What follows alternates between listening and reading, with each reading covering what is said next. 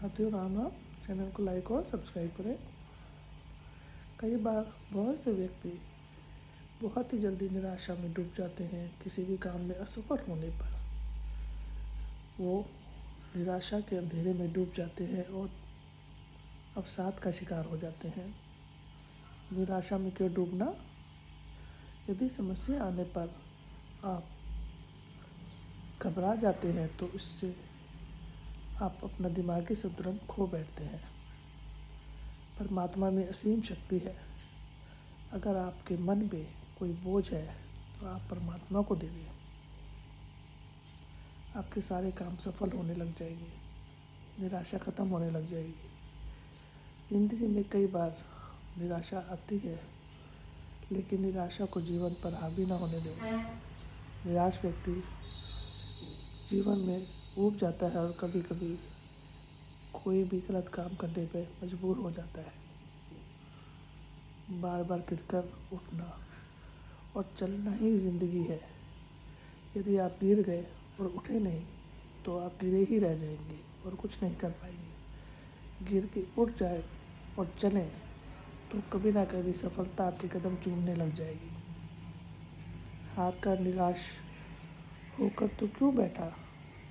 सुबह जाएगी रात आएगी और रात जाएगी सुबह आएगी। क्यों निराश हुआ जाए? कभी कभी हम सारे वातावरण को देखकर दुखी हो जाते हैं। हमें दोषी लोग ज़्यादा दिखाई देते हैं और गुणी लोग कम दिखाई देते हैं। तो ऐसे में हमें निराशा से उबरने के लिए कुछ प्रयास करने पड़ेंगे। अपने आप को सकारात्मकता में लाना है और नकारात्मकता को दूर भगाना है। अपने लक्ष्य को ऊंचा रखकर उसे पूरा करने की कोशिश करनी है।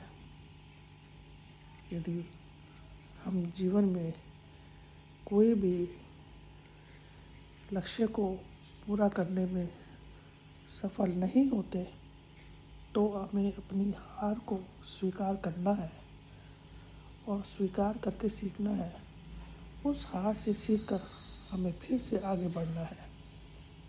हर स्थिति में सहज रहना है। सुख दुख मनुष्य के जीवन में एक हिस्सा है, जैसे दिन और रात।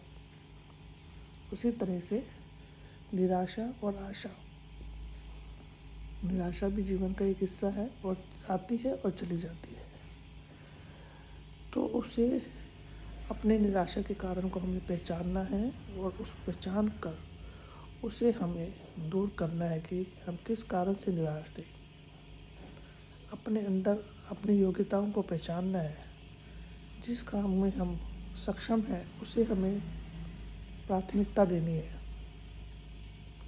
सोते हुए लंबी सांस लेनी है और उस लेने में हमने अच्छी सारी भावनाएं अपने अंदर लेनी है और सांस को छोड़ते हुए सारी गंदी भावनाओं को भगा देना है और ये सोचना है कि हमसे ज़्यादा सफल व्यक्ति कोई है ही नहीं।